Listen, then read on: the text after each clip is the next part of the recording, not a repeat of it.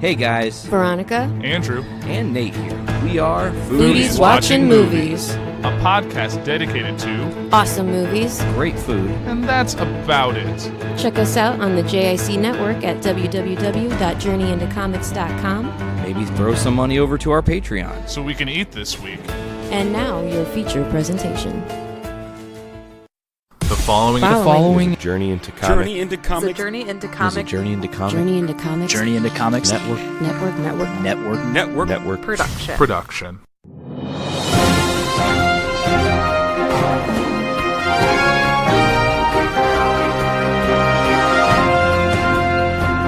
Ladies and gentlemen, welcome back. This is episode 24 of Puhr 360, the show that covers news of importance and topics that are worth knowing about in the world. I am your host, as always, Andrew Puhr. I want to thank you for joining me here on this fine Tuesday. And depending on where you are in the world, it might be wet, it might be dry, but you're not here for the weather, are you? Before I jump into what I want to talk about today, I want to spend a few moments talking about a death that we had in the network family, a pet. Nate and Sarah's cat unfortunately passed away yesterday. As you're listening to this, it was a very friendly cat. I really liked whenever I would go see it at their house, and it's had to go. I understand it was an old cat, but still, it doesn't make the loss any less painful. So I just want to extend my heartfelt condolences to them and anyone who has seen the cat, experienced the cat, more than just hearing it, because it has been featured on podcasts, I believe, in the background that Nate will talk about that, the cat meowing in the background. So definitely want to offer my sincerest condolences there. Moving on from there, if you guys listened to this past episode or the episode before, you know that I've been traveling recently for work. It's been a bit hectic, and it does throw kind of my life in a little bit of a disarray as I'm dealing with traveling, working on a location, being in a different time zone, and all that kind of bottles up. So it's been a little stressful. So I don't know if you guys bring with me, as my episodes have been a little scattered, maybe to say the least. But we are back. Before I even really get into this, but I went so far as to having my flight canceled on Thursday night, having to get a different flight to a different location on Friday, flying into Indianapolis, having my bag disappear, reappear in Chicago, disappear again, then not being able to pick it up until Sunday. So, yeah, it's been a bit of an experience, but I'm back, and I don't have any travel plans in the foreseeable future besides my honeymoon, so things are definitely looking up. But let's get to what you came to the show about, and that is Puhr 360. If you listened to last week's episode, you know that last week I talked about the 2020 Democratic candidates for president. And this week, as I said, we're going to talk about the Republican candidates. And there really is only one that has really decided they're running, which is typical in a case where you have an incumbent president of a certain party. So Donald Trump is currently running unopposed for the 2020 presidency.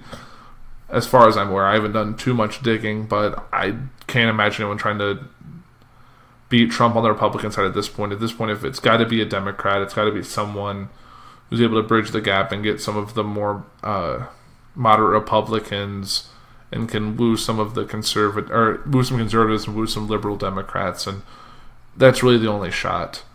So, where we're going to jump right into here is I have some articles pulled up about Trump's 2020 election bid. Oh, I actually saw something that I was going to bring up, and I didn't realize that until I pulled up my articles here. Do you know there's actually a Journey into Comics comic book shop? I'm not using my computer, but I left my computer at work, so I was using my wife's computer, and I was searching to double check which episode I'm on, because you do this enough, you kind of forget what number you're on, and you don't want to say the wrong one when you're recording. So I looked it up, and I just was searching Journey into Comics. And do you know there's actually a Journey into Comics comic book shop that's open, that exists in, Ohio? And I remember years back this existed. I thought it had closed a number of years back before the network was really even a thing. But it looks like it exists. It has posts as recent as a few days ago. So, interesting. That might be something that would be interesting for Nate to get like a voice of survival on the other journey into comics. That might be a good thing to put in his ear if he listens to this. That might be something for him to do. If you have a call number, you could always say, like, hey, I am the other journey into comics. I am the podcast network. It'd be interesting to talk to you, and I'm sure they wouldn't mind the publicity because a comic book shop is largely a word-of-mouth business. You do good business. You get good things. I mean, it's a hard business to exist in because it isn't the big breadwinner. You're selling comics, and it's a niche hobby, to say the least. So, yeah, maybe that's something that Nate will have down the line. Voice Survival, which you may have heard, or Drain to Comics. Those are both good avenues that would be interesting to approach. If that person's even willing, he might be totally disinterested or doesn't even know we exist. But I'm assuming since there is a Drain to Comics and as a comic book store, and then a Drain to Comics as a network and podcasting empire, then yeah, we'll have to see there. But getting in back to Trump, which is, take it what you will. So I have a few articles here because we want to get into what Trump's 2020 looks at. I have some poll stuff and all that. The same thing I kind of had for the Democrats, but it's a little more condensed and more broad information because it is one candidate versus like 24 that we had on the Democratic side. So here's an article I have from CNN Politics from a few days back, which says Trump says he's not ready for a 2020 election loss. This is from Megan Vasquez with CNN from Sunday, June 23rd, so just a couple days ago as you're listening to this. So President Donald Trump said in an interview aired Sunday that he's not prepared to lose the 2020 presidential election.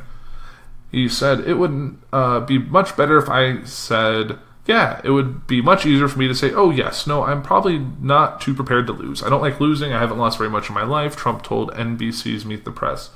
Trump also subsequently reasserted that he doesn't believe in the validity of lots of votes cast, which show he lost popular vote in 2016 to Hillary Clinton.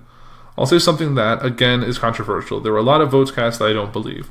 Trump said, outwardly, the president seemed to be trudging forward the idea that he's an unstoppable candidate, tweeting out a video on Friday showing fictitious Trump campaign sites, e.e. Trump 2040 for every election just about until the end of time. But within the Trump campaign, polling numbers suggest some concern over his viability in some key states. The Trump campaign fired several pollsters after internal polling numbers showed the president lagging behind Democrat presidential candidates in key states were made public, multiple sources told CNN last week. CNN and other outlets first reported the numbers, which showed Trump trailing former Vice President Joe Biden in states like Michigan and Wisconsin weeks earlier, but a purge of the polling team was proposed after Trump grew angry about the coverage of them.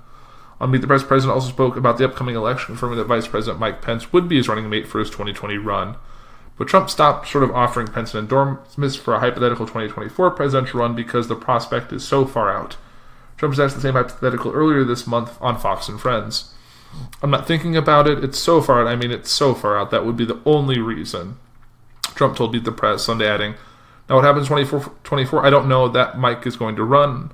I don't know who's running or anything else. Trump also said it was a tremendous embarrassment to Biden that former President Barack Obama hasn't endorsed the former vice president yet. He also said he may address election interference with Russian President Vladimir Putin at the upcoming G20 summit. Are you going to tell him not to do it? Meet the Press host Chuck Todd asked. Trump responded, I may, if you'd like me to do it, I'll do that. The president said he believes House Speaker Nancy Pelosi is not giving in to pressure from within her caucus to initiate impeachment proceedings because she fears doing so would benefit him politically. I think she feels that I will win much easier, Trump said. I mean, I've been told that by many people. Despite arguing impeachment would boost his re-election prospects, the president said he does not like the specter of impeachment hanging over him. I'm not sure that I like having it. Look, I did nothing wrong, Trump said before calling impeachment a very unfair thing. So that's what you have. And like it said in the article, there was leaked polls that show that Biden was beating him in a good chunk of the polling results, which leads me to kind of the poll section. This is from Business Insider. It says, Trump's 2020 campaign reportedly cut ties with pollsters after leaks showed Biden leading in key states. So, President Donald Trump re-election campaign let go of internal pollsters after leaked results showed the president trailing former Vice President Joe Biden in critical states for the 2020 election. NBC News reported the decision, citing someone familiar with Trump's campaign who said the move comes after an internal poll from March was leaked, spreading its role that Trump was trailing Biden in 11 key states. The report also notes that the data shows Trump's path on the campaign trail is focused on picking up votes in vulnerable states, some of where Biden leads the president by double digits.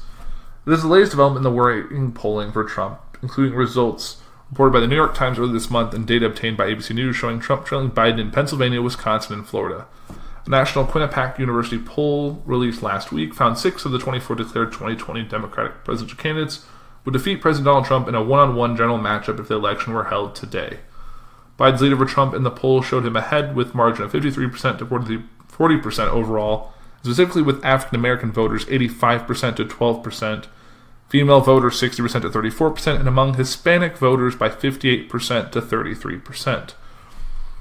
Trump and Biden both took to Iowa last week to woo voters on the campaign trail, where Biden called Trump an existential threat to America and condemned the effects his tariffs have on Iowa's farmers. Trump has taken aim at Biden as the former vice president emerged as a leader in the Democratic field. While addressing reporters on the White House's South Lawn before departing on his own jaunt to Iowa, Trump called Biden a dummy, mentally weak, and 1% Joe, referencing poor past performances in the 1988 and 2008 Democratic primaries. I heard Biden, who is a loser. Look, Joe never got more than 1% except Obama took him off the trash heap, Trump said. And that Biden would be his preferred opponent and that he looks different than he used to. He acts different than he used to. He's even slower than he used to be. Trump's campaign declined to comment, however. Sorry, I'm having a little bit of technical difficulty. So we had that. Now we had... I'm going to get to the Wikipedia at the end. I think that might make the most sense just to kind of run through all that condensed material. So this is the Time article. As you said, remember me saying in the last article that Trump kind of made a spoof Time article that showed like Trump, and it was going like 2016, 2020, 2024, 2028, 2030, and so on and so forth. So this is the actual cover. This is from Time magazine. The article says, "My whole life is a bet inside President Trump's gamble on an untested re-election strategy." And it shows him sitting on the Resolute desk in the White House, in the Oval Office, just doing his thing. It's a steamy evening in mid-June, and Trump is facing a set of high-stakes tests around the world. Tensions rising with Iran, tariffs imposed by India, protesters fighting the streets of Hong Kong. But Trump is confident, ready to joust. He's invited a group of Time journalists for an interview. Blown past the allotted time and settled in for a wide-ranging discussion. Along the way, he orders a Diet Coke with ice with the push of a small red button set into a wooden box on the desk, and directs an aide to fetch a copy of a hand-delivered birthday letter sent from Kim Jong-un. Politics is rarely out of mind for any man who wills his way into the rarefied sanctum, especially one who calls his campaign manager on many days by 7 a.m., and certainly not now, the day before Trump formally kicks off his 2020 re-election bid. So it doesn't take much prodding for the president, a former casino magnate, to start making book on the sprawling field of Democratic challengers. A progressive will probably win the primary, Trump predicts, running down the competition with evident relish. Joe Biden is not the same Biden, he says, adding later, "Where's the magic? Kamala Harris," he notes, "has not surged. Bernie Sanders is going in the wrong direction. Elizabeth Warren's doing pretty well, he allows, but Pete Buttigieg never had a chance. Why? I just don't feel it," Trump said. "Politics is all instinct."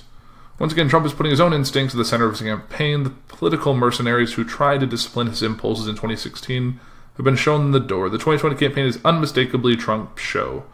"We all have our meetings," the president says, "but I generally do my own thing. Campaign staff have been hired to follow Trump's lead, and the president has made it known that when he tweets a new policy or improvises an attack at a rally, everyone had better be ready to follow along. He blows the hole and everyone runs into the breach," says an aide. Gone is the rickety operation that eked out an upset victory over Hillary Clinton. In its place, advisors boast is a state-of-the-art campaign befitting an incumbent president. Trump's campaign is gearing up to spend $1 billion and may well get there. His team has spent more money earlier in the campaign than any re-election bid in recent history. Campaign staff sit in slick offices in a glass-skinned tower overlooking the Potomac River in Arlington, Virginia. And Trump has won total control of the Republican National Committee, which fought against him for much of 2016. Despite the trappings of convention, however, Trump has, for the most part, thrown out the playbook for incumbency. The last 3 two-term presidents were lifted in important ways by a bipartisan message. Bill Clinton ran on the 1994 crime bill and tax reform. George W. Bush ran on keeping America safe in the wake of 9/11. Barack Obama reminded voters that Osama bin Laden was dead and General Motors was alive. Trump, who lost the popular vote in 2016, is the only president in the history of Gallup polling never to crack 50% approval, says he's ready to defy that legacy. I think my base is strong. I'm not sure that I have to do that, he tells Time, after being asked whether he should reach out to swing voters. The mantra of Trump 2020 is turn out, turn out, turn out.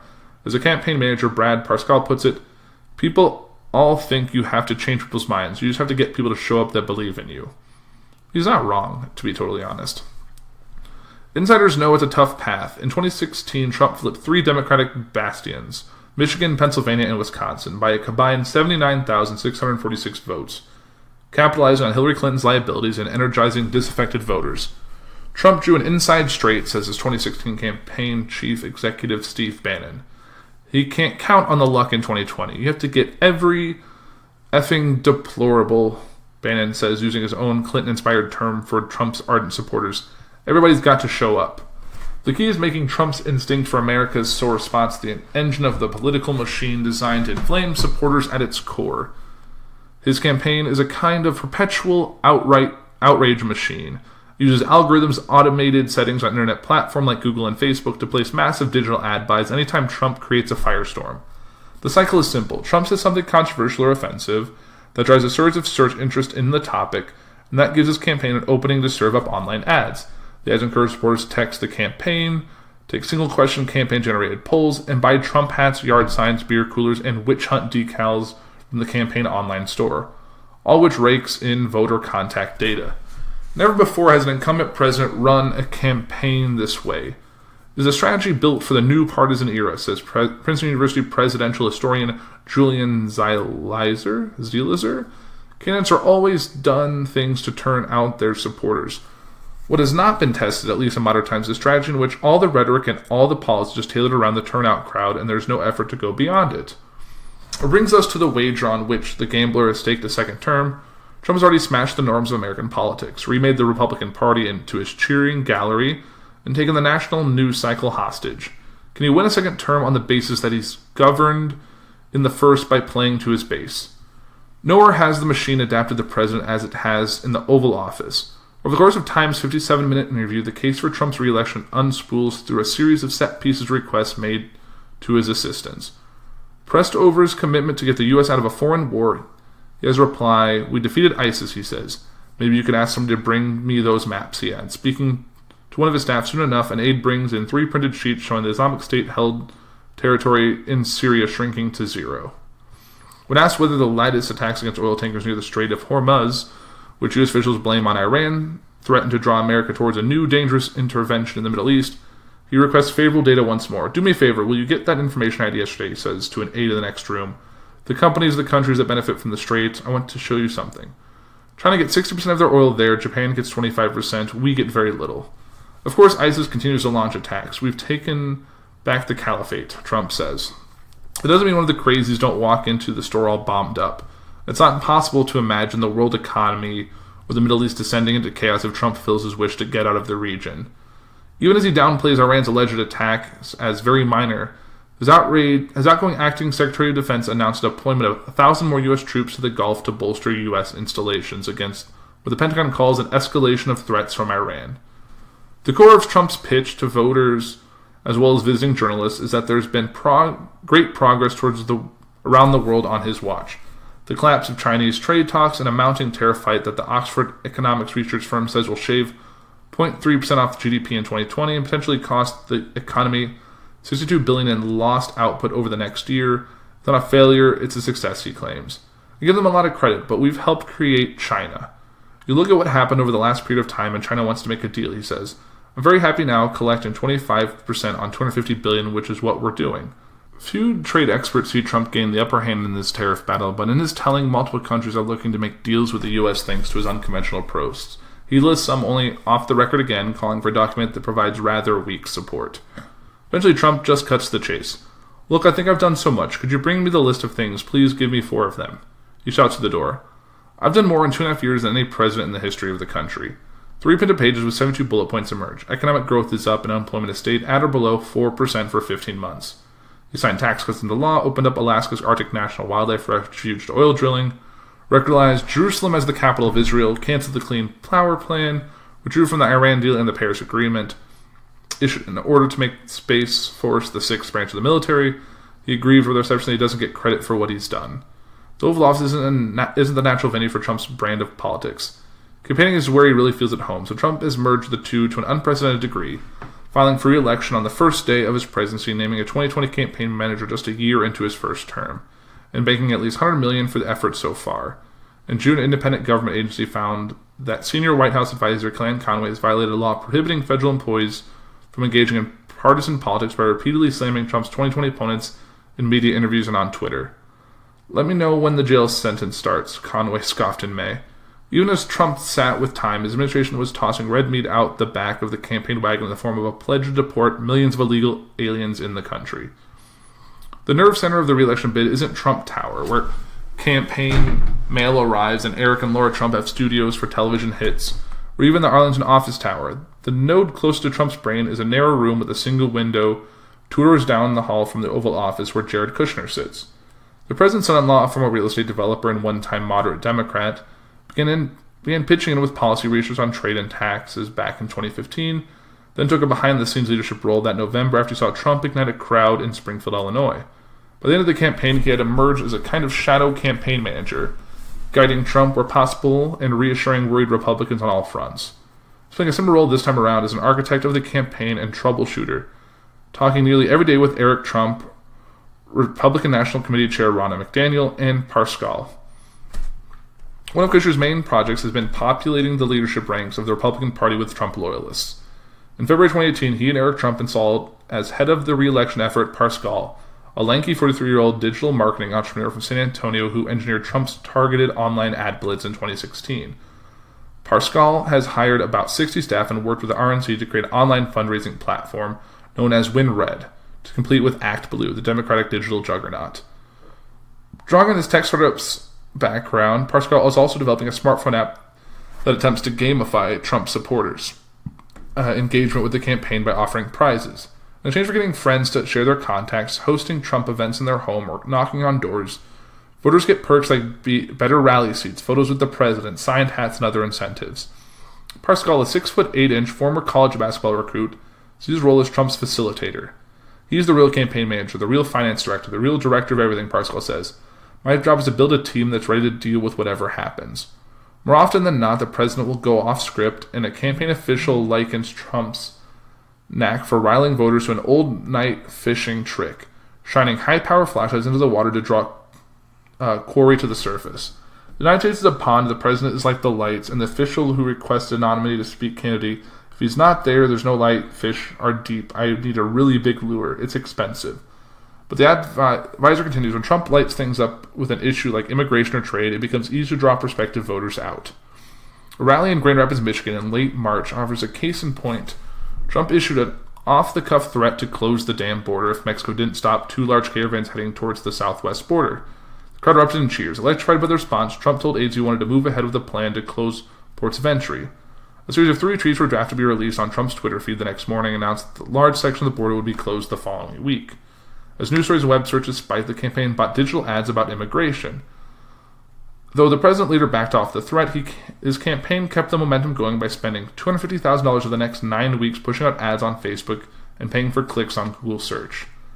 The content we produce, the advertising we platform, there's never been anything like this in politics, Pascal says. We have our own television show in a way. Using such techniques, Pascal has built a list of 35 million voter contacts.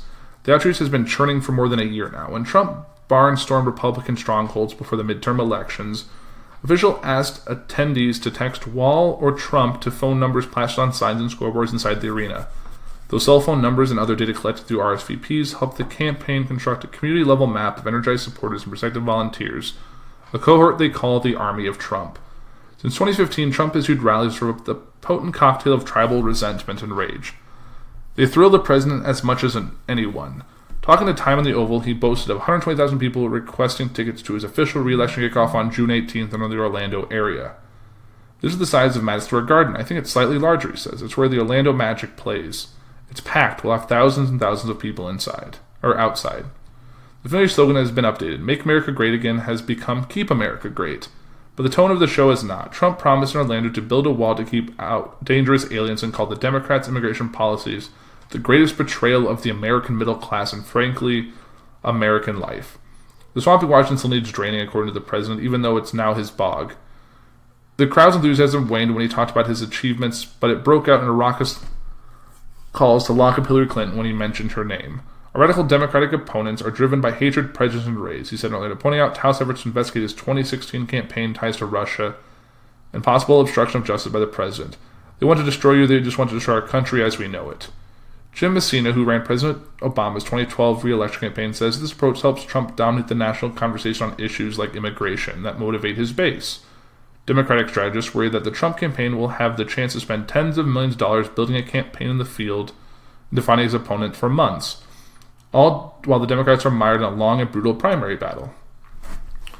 What mystifies many is that Trump, a lifelong pitchman, has never bothered to sell himself to the broader public. The thing they're not doing, which I think is totally odd, is doing any sort of general election messaging.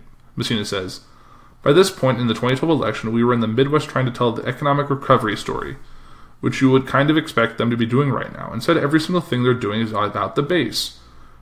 The problem with that, he adds, is that the nation, including the background states that will decide the election, is growing more diverse every year, which sharpens Trump's need to expand his coalition. If you just do a base strategy, then you're not going to be able to expand to any states. And I think that's where this election is going. There is, of course, a large section of the country, the government, and its centers of power that have not bent to Trump's politics. That can infuriate the president. Halfway through the Time interview, the subject turned to special counsel Robert Mueller, who survived nearly 2 years of attacks by Trump and his allies to produce a damning 448-page document enumerating Russia's efforts to help Trump win in 2016. Some of the people close to Trump offered damaging evidence. His former chief of staff, White House counsel, deputy campaign chairman, deputy national security advisor, staff secretary, communications director, and others testified under oath at risk of prison time to act by Trump that Mueller said were designed to influence and control the probe. While Mueller declined to say whether those acts amounted to obstruction of justice, Democrats and at least one Republican say they did. Pressed by Time about his aide's testimony, Trump becomes angry. It's incredible, he says. With all I've done, with the tremendous success I've had, that Time magazine writes about me the way they write is a disgrace, okay? The monument provides a glimpse into why the Trump re-election operation runs on perpetual outrage. Those close to him know a conventional campaign couldn't regulate a man who scorns political and ethical norms and is able to let challenges to his authority pass. He isn't faking his outrage about the media, the Mueller report, his opponents, and that anger, whatever its ultimate source, is politically powerful. Nobody's been treated as unfairly as Donald Trump, the president says. That in turn means that Trump's team may not have much choice in the kind of campaign it runs.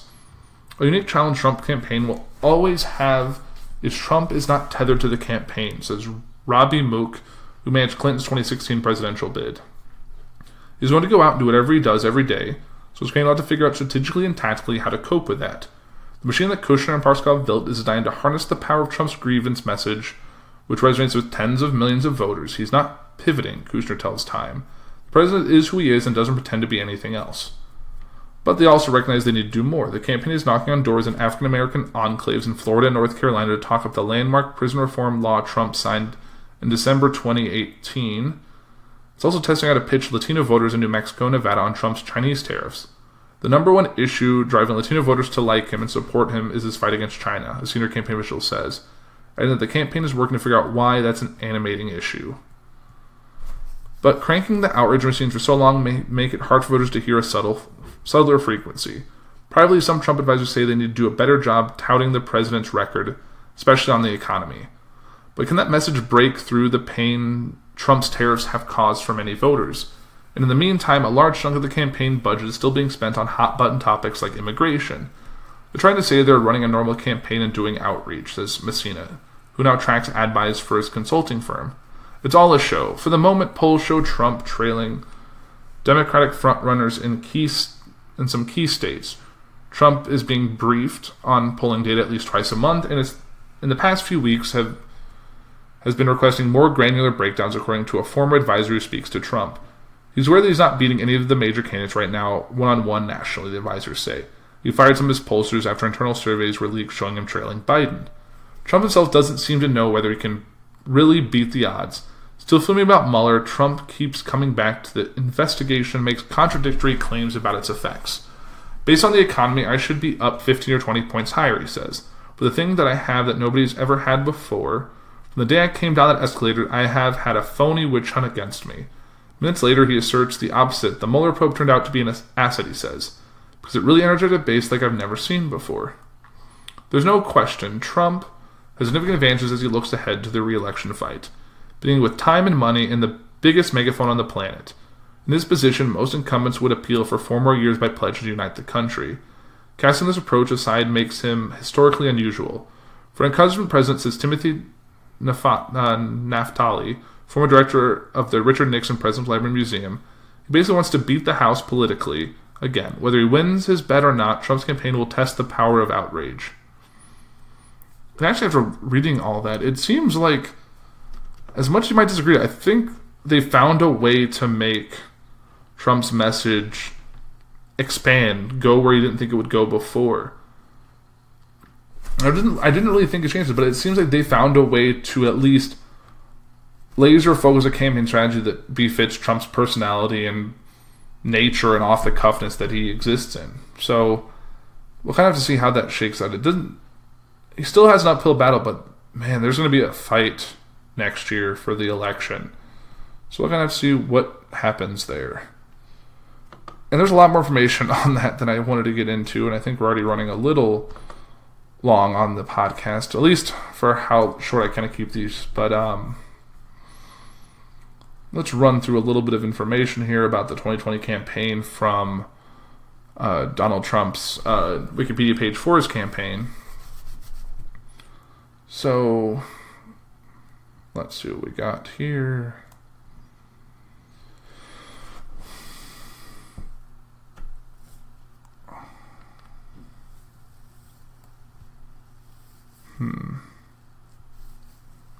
Yeah, it's pretty straightforward. He's done his rallies. He's pretty much been campaigning since he elected. That's kind of the gist of it.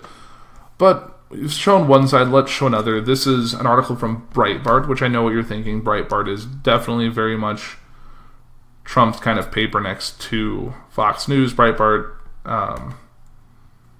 being kind of an offshoot of Steve Bannon, that whole thing. So here's an article they say that puts probably a very positive spin on it. I haven't read it yet. I was just kind of searching for another, not an opposing view, but something that casts it in a more Trumpian light. So supporters line up 40 hours early for Donald Trump 2020 kickoff rally in Florida, showing a picture of a black man holding a Jewish flag, or the flag of Israel, wearing a Make America Great Again hat. His shirt says Trump 2020, and it says Make Liberals Cry Again, which is probably a spoof shirt, but you can never know.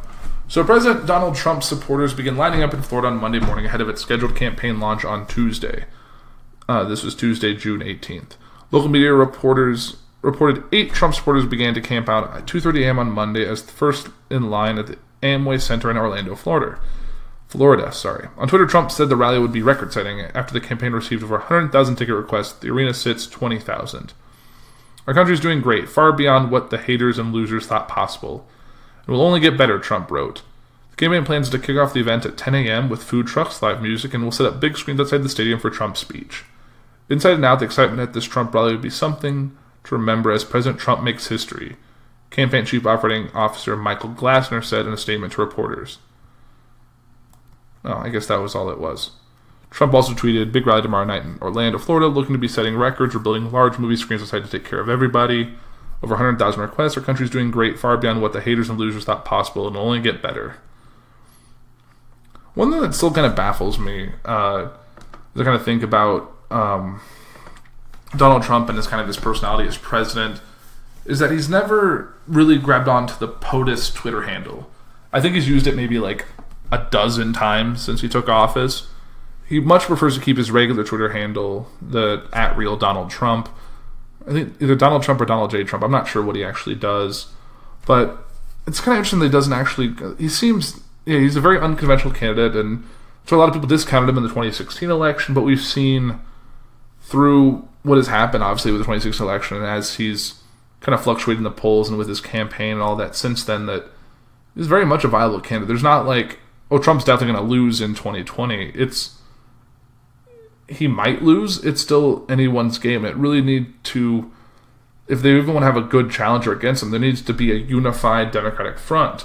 The only reason Trump got as far as he did in 2016 was because there was like 20 Republican candidates, and they all sounded the same next to Trump, and that's the only reason Trump kept standing out and kept winning, and that's how he got to where he was. We have so many Democratic candidates. I think we're in the similar boat.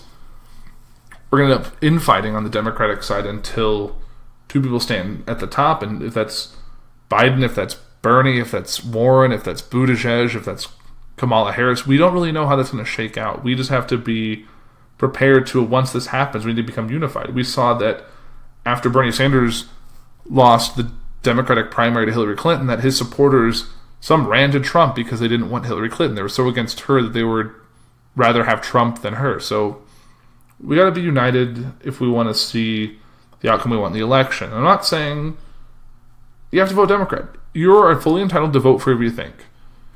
If you want to vote, if you're a Republican and you support Trump, vote for him. I'm not saying you shouldn't.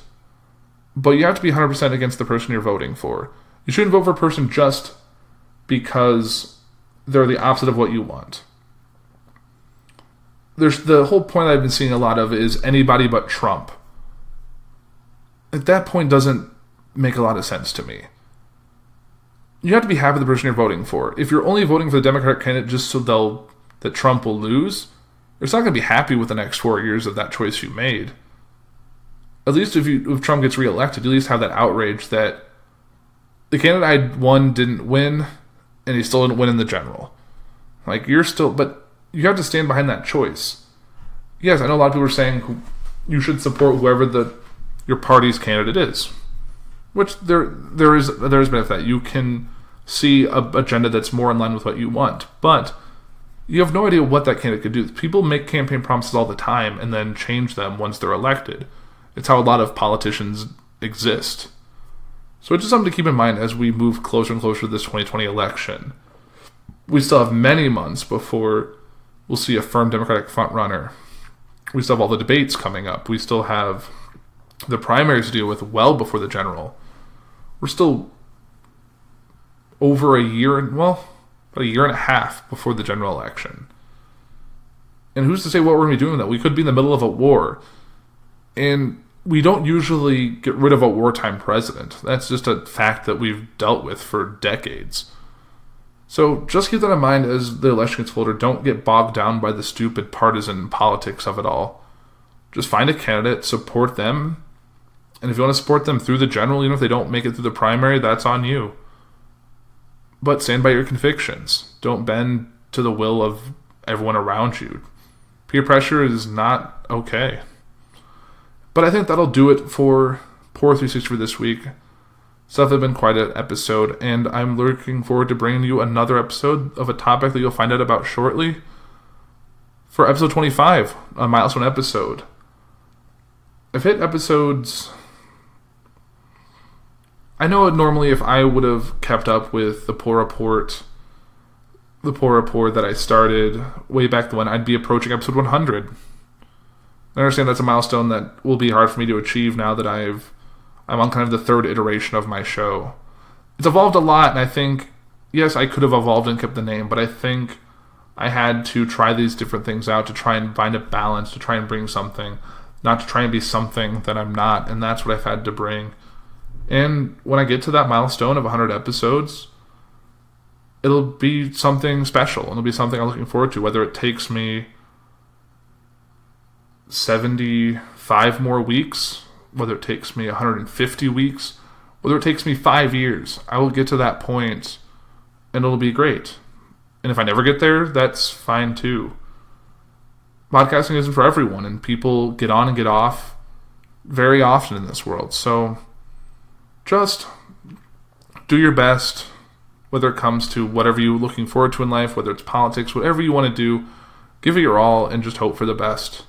And that is Puhr 360 for this week. You guys have a great week. You've been listening to Puhr 360. You can find us on the socials at Puhr 360 on Facebook, Twitter, and Instagram. You can find us and all the other podcasts on our network at journeyintocomics.com or early access at patreon.com/journeyintocomics. You can find us on all podcasting platforms like Castbox, Podbean, Stitcher Radio, Spotify, and many others.